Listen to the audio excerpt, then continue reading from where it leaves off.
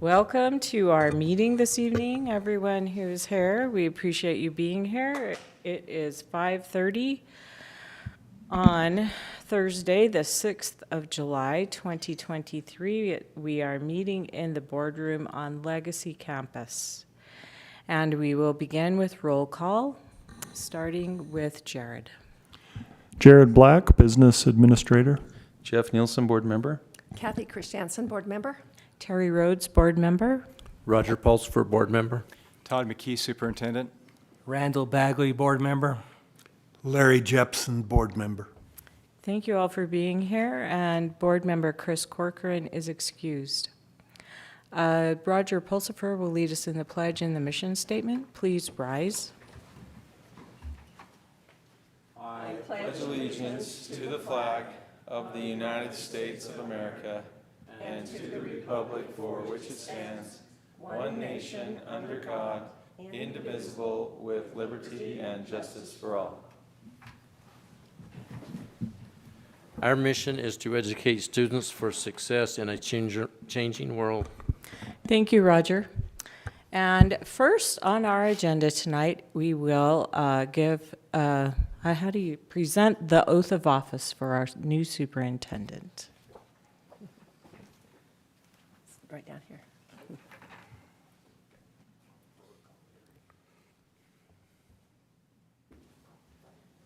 raise your right hand and repeat after me.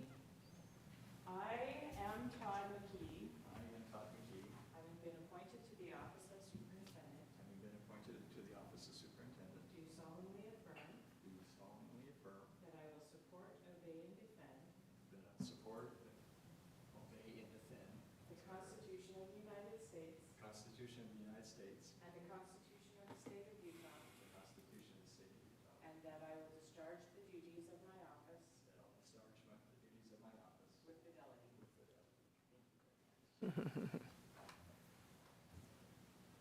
I feel like we should clap or something.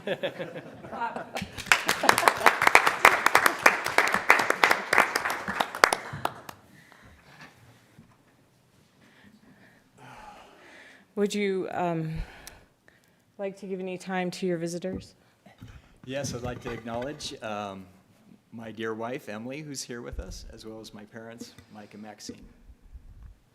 Mike and Maxine, awesome.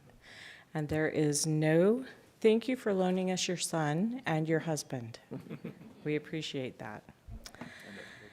And Jared informs me there is no public input, so we'll move to the consent agenda, and I will take a motion. I make a motion to approve the consent agenda. I second it. It's been moved and seconded that we approve the consent agenda, and we will vote electronically.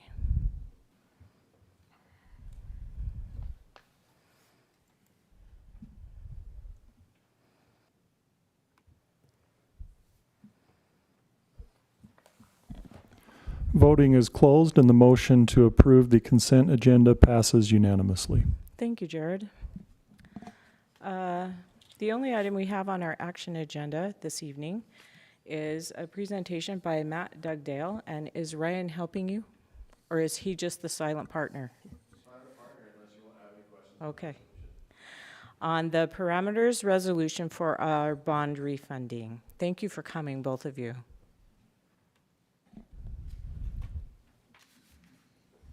Tim, can we get your help to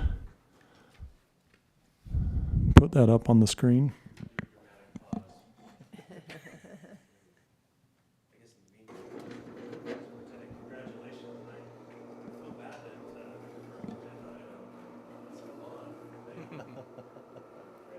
Thank you. Oh, refunding bonds is always good.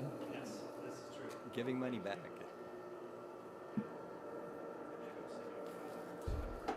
Turn it on. No, I can just speak loudly. Board, it's great to be with you. Thank you. And hope everyone had a wonderful 4th. Excellent. So that's great. And I'm not sure which grade the great students of Cache County School District learn which side of the paper they're supposed to staple. So to the board members here, I apologize that apparently I skipped that class and stapled on the right. But if you flip it up using your right hand, the hard copy of the presentation, that might facilitate things. But just very briefly, board, I just probably focusing on page 3, Cache County School District has a very strong history of refinancing bonds to taxpayer benefit. And looking through the last 7 years, the district has saved taxpayers in the district $9.8 million by refinancing bonds. And you've taken advantage of every opportunity. You've restructured, refinanced, and really made a difference. And through that bonding lens. Interest rates, and I'm going a little bit backwards on page 2, you can see interest rates have come up, but I'm pleased that the district did take advantage of low rates while rates were low. And so turning to page 4, we're presented with the 3 primary reasons why a school district would consider refinancing or refunding its outstanding obligations. The first would be for savings, and Cache County School District, of course, has, as I mentioned, a tremendous history of executing refundings for savings. A second reason, though, is for restructuring purposes. And when you restructure bonds, it can also benefit in the form of savings, but you can do that for a variety of reasons, and one is to just pay off your debt early. And this is the whole convert your 30-year mortgage to a 15-year mortgage and get out of that mortgage earlier. And that's what we're contemplating now. Back in 2019, when we did the refinancing, those bonds were made callable, meaning that they could be refunded again. And that refinancing opportunity has come up. And so we're targeting, because interest rates are higher, this is not a tremendous savings opportunity. In fact, it's probably a neutral from a financial savings, but it does meet number 2, that restructuring and paying your debt off early, which is a good practice. The third reason is to contemporize old bonding covenants and bring them up to speed, but I'm pleased to say that because of Ryan's good work and the board's good work, that the Cache County School District has the most contemporary bond portfolio. Turning to page 5, I hope you'll forgive my illustrations, but again, we're targeting this restructure strategy, and in doing so, again, we're kind of converting that 30-year mortgage to a 15, but we're really converting what would be a 3-year bond into a 2-year bond, and so I call it a scoop and pull strategy, and I like the imagery of a tractor scooping and pulling dirt towards itself, and that's what you're doing with what's contemplated with this resolution. Taking the original footprint of that 2019 bond with the final payment in 2026 and bringing it to a potential new structure where you could actually make a larger payment in 2024 and a final payment in 2025 and pay those bonds off a year early. In summary with the resolution, and again, any questions about the resolution, Ryan is here to walk through the legal perspective. This resolution is the first step required in Utah Code, and by adopting this resolution, you do not require yourself to move forward with the refinancing opportunity. In fact, you could simply pass on the opportunity if you'd like. But if bonds are issued, they would have to fit within the parameters that are created by this resolution, and I call it a box of acceptability. And so maximum term, maximum amount, maximum interest rate, and in doing so, as long as the final term of a bond fits within that box, you've delegated by virtue of the resolution to Jared, and in Jared's absence, the superintendent or the board president to accept the final terms from an investor and move forward with the closing on that refinancing. And the timeline for this is 60 to 90 days. We can move as quickly or as slowly, and we base it on the marketplace. We generally find, I recently did a study on bond supply, which is something probably no one should ever study, But it seems though, as we head to the latter end of the summer months and early September, has really been historically a great time to be in the market. Rates tend to trend down because there's a shortage of bonds in the marketplace. So there's more investor dollars chasing fewer bonds, and it's more of a seller's market, and you're the seller. And so we would recommend capturing that. And happy to answer any other questions, board, but that is all I brought today. And again, Ryan Bierke's here if you have any specific legal questions. So how do you do a bond supply study? So, so there is data available, and it's a matter of just doing the historical analysis, looking at those trends over a multi-year period. And basically, I've stacked it year to year and done some trend lines to see. It's really fascinating, actually, because you have the latter end of the summer months where your counterparts throughout the country have, taken some vacation days and not a lot of bonding activity takes place. You also have January, which is a time period that we've targeted with the district in the past, where people haven't been much interested in getting a bond transaction ready over the holidays. And so it really, the latter end of summer, January, and then we also hit this little dip at the end of March, which seems to be the lowest supply throughout the calendar year, historically trends. And there's some aberrations to that, but it's fascinating data. And happy to share the details, Terry, with you. I know you're a mathematician. You'd like to see that. Happy to share it. Awesome. Thank you. Yes, share it with me. Only not here because nobody else is interested. Maybe Jared. I have a curiosity question. So which bonds is this helping us pay off? The 2019 bonds. So those were issued, and those were refinancing. And the 2019 bonds, when they were issued, those refinanced the 2000, back on page 3, the 2009 bonds.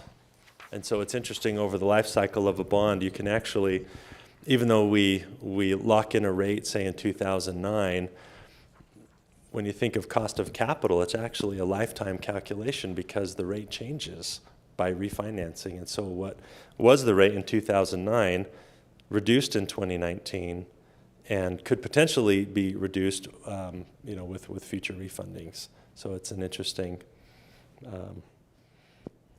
So bonds, although bonds are boring compared to the stock market, there is some excitement to them. Thank you. Traditionally, in our district, we have financed our bonds for 20-year, selling them for 20-year periods instead of 30-year. Was this the same? Do you know? So the 2009 bonds, were they originally sold on 20-year? As I recall, the 2009s were a 20-year bond. In 2019, we were able to shorten that to a 16-year. As compared to 17-year. From 2009, I believe the original bond went out to 2029, and then when we refinanced in 2019, we shortened it to 2026. And so now we'll be able to shorten it to the 2025. Oh, great. Yeah. Okay. Thank you so much. Anyone else have questions for Matt? Could I add just a quick comment, President Rhodes? Just for the board members' information related to our tax rates and why this is a good opportunity for us right now. We would be able to pay off $3 million of our bonds in advance from when it was originally projected. And also our tax rate for next year would still be 250 plus points lower than our tax rate is this year.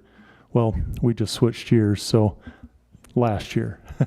So we still, based on the tax rates that you approved at our last meeting, we would still have a tax rate decrease of over 250 points and be able to pay off these bonds in advance, which is why I feel it's a good opportunity. Great. So this is another curiosity question. So we're going to try to bond again. Because we're doing this, does that make it so if the bond passes, there would not be an increase in what everyone is paying in their taxes? Or would it be less than what they're paying or more or what? It helps us in the event of passing a bond election. It helps us to be able to pay off those bonds without increasing our tax rates, which we project we'll be able to do. And in addition to that, we just have less bonds payable on our books as we potentially enter into a new bond issue. So the public will hear about this, right? Yes, we would include all of this in our information that we send out related to the bond election. Okay, thank you. Very good. Thanks for the suggestion, Jared, and thanks for all your work, Matt and Ryan.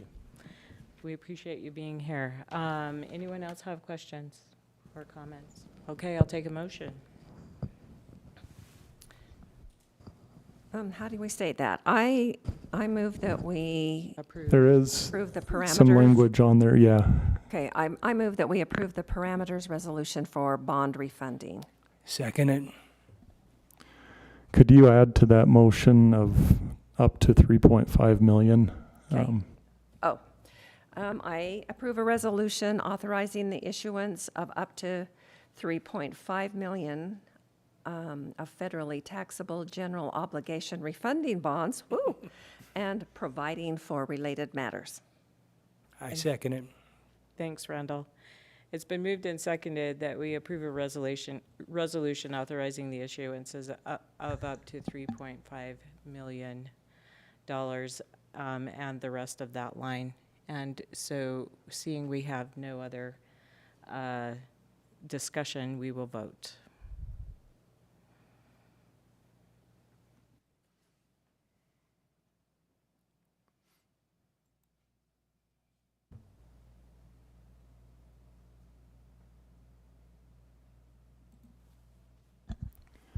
Voting is closed, and the motion to approve a resolution authorizing the issuance of up to 3.5 million of federally taxable general obligation refunding bonds and providing for related matters passes unanimously.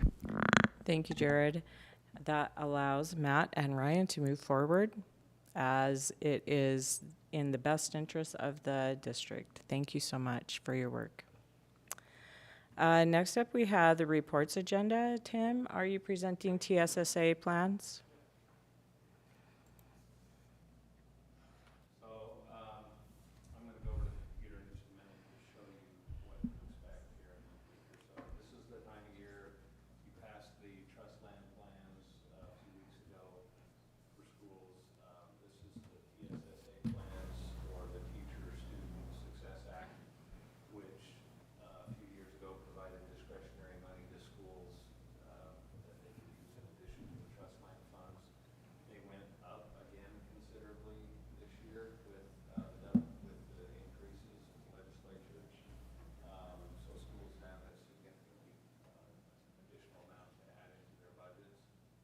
I will send each of you an email that will have a 23-24 folder in it. And inside that folder will be all of the schools that you'll have access to. Feel free to go through those schools that you remember. I'll show you here in a minute that the tabs at the bottom are the different goals that they have. But I'll show you just a second how to get to that and how you need those. Is your microphone on? Mm-mm. No, but I'll take it over here. Okay. Good catch. All right, so I just wanted to show you, first of all, just real quickly, this is the board-approved framework that you approved in the fiscal year 2023, and each school district is required to have a board-approved TSSA framework.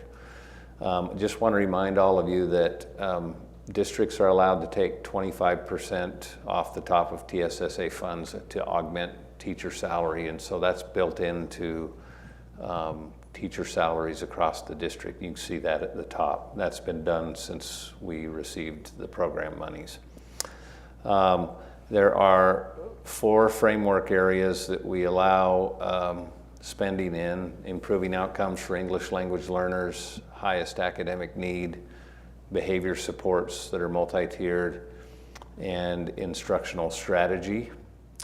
In addition to that, last year the board approved kind of and I can't see it in here right off the bat, but allow a little bit more flexibility for schools for instructional equipment and those kind of things, like furniture and those kind of things that they might need to spend those funds on. And usually they'll get approval through the district office on that. These don't require the amending in the school board meetings like a trust land plan does. We don't have a lot of amending during the school year. The process we've set up for that is principals will contact either Gary or I, whether they're elementary or secondary, and request an amendment to their fund. As long as they stay within the framework, we typically approve those for them. That amount allows them some maximum flexibility on that during the school year. Any questions on the framework? Or this language on the second page is just some language on what the funds can be used for. Is this document that you're currently presenting In the folder? Is it somewhere in the board docs? No. It's in your shared folder? No, it's in that shared folder. Okay. So if you go to, this is the folder I'll be sending you, this one that says 23-24 that I have outlined here. Okay. And I'm sorry, I apologize. It's this one here that I'll send you, which is the 23-24 plans. Okay. Here's all of the schools in there. If the school's done, the principal has their plan done. It's highlighted or in the wording here, it says done. This is the framework right here, so you can refer to the framework if you have any questions. Okay. There's only 2 schools on here that have a little bit more work to do. That's Skyview and Ridgeline, and I'm working on that with them. They're in flux with some staff who resigned late in the season, so they're still doing some hiring to figure out some things.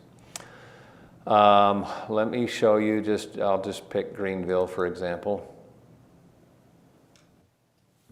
So what you should see is, you see the allocated funds for the school at the top, the total. There's no carryover in the system right now.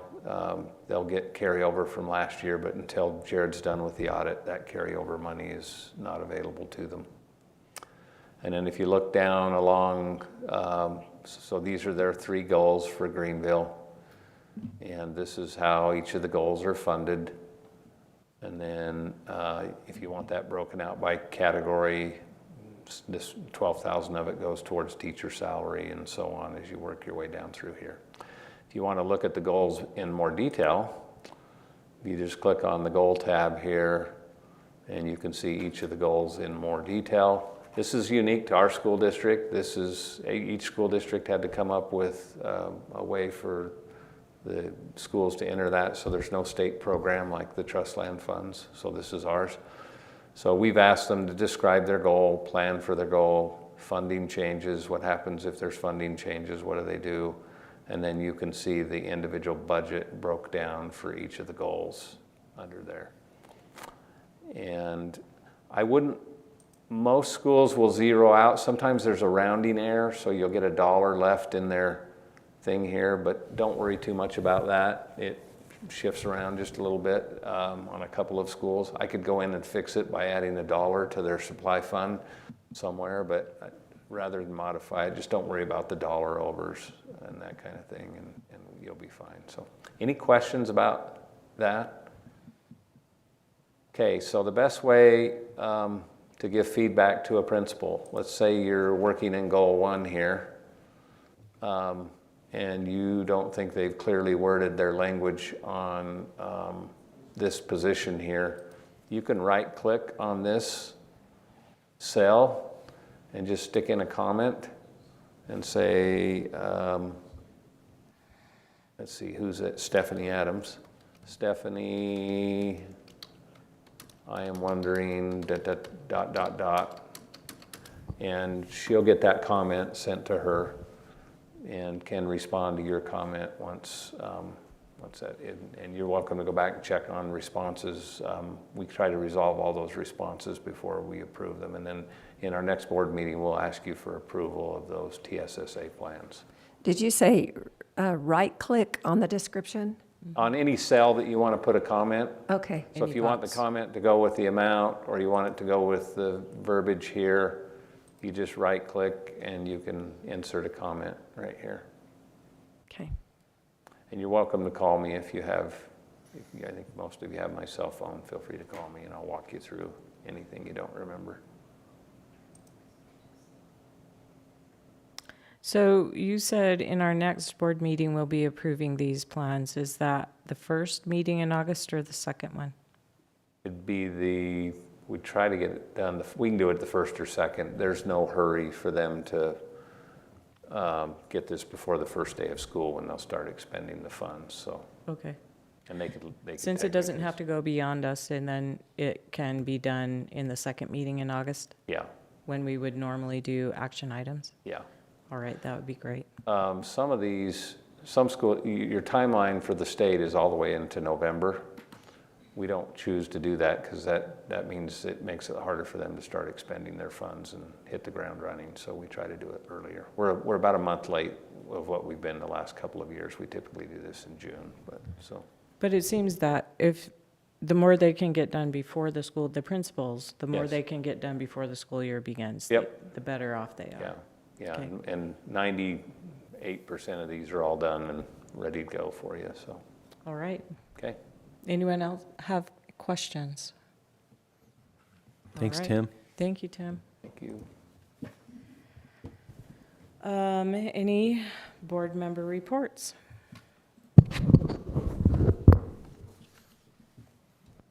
None? Larry, how big was the last fish you caught? I've only made it onto the golf course the last 2 weeks. Next week. Oh, man. It's been a tough summer, obviously. I did make a 20-foot putt. Wow. Awesome. Hey. I've got that in the minutes, Larry. Awesome, thank you. That was a good report. The board president report, I am just grateful that you're all here. We have begun a new fiscal year, which means essentially that we have begun a new school year with July 1st, even though school doesn't start in the buildings until the end of August. And it feels like we've had somewhat of a freshening. So we're excited to have everyone here. And thank you, Dr. McKee, for joining us. And next up is your report. Okay, first of many, I hope, here. Let me begin by saying I'm very grateful to the board for the confidence that you've shown in me. And I've had the opportunity over the past 4 weeks to meet with many members of the Cache School District. And I'm overwhelmingly impressed by the quality of the employees that we have and the culture of the district. And I know that takes leadership starting at the board level. And so I'm grateful to you and for this opportunity. I'm also very grateful to the community at large. The response that my family and I have received has been overwhelmingly warm, and we're excited to be here, very much so. I'm also grateful to Superintendent Norton, who, you know, transitions are always difficult. There are always challenges, and he was very gracious in allowing me to come on board a little bit early and to begin having these critical conversations with members of the district. And I appreciate his support on his way out and wish him the best. Finally, I do want to update the board on some changes. At the end of this past year, we had a district administrator that decided to retire. That provided us with an opportunity to reevaluate some of the staff we have and to look at how we could maybe be a little bit more efficient in some of the assignments and responsibilities. So with that, we opened up a position for a director of CTE for Career and Technical Education. Went through a process, and we selected John Anderson, who was the principal at Green Canyon, as the new CTE director. With that, we then had the opportunity to seek out a new high school principal, which is always a challenge at this time of the year. But we went through a process that included parents and students as well as school staff, a fairly rigorous process. And in fact, I'm grateful for those that were willing to participate in that. But in the end, we're very proud to announce that Jim Crosby has been selected as the new principal at Green Canyon. So with that, that's an awful lot in the first 4 weeks of unofficial work, but now it's official. I'm thrilled to be here, and thank you. That's my report. Excellent. We appreciate you being here and hitting the ground running. Any other comments from anyone else? Remember the party. Of course. Thank you all for being here, and seeing we have reached the end of our agenda, we will adjourn.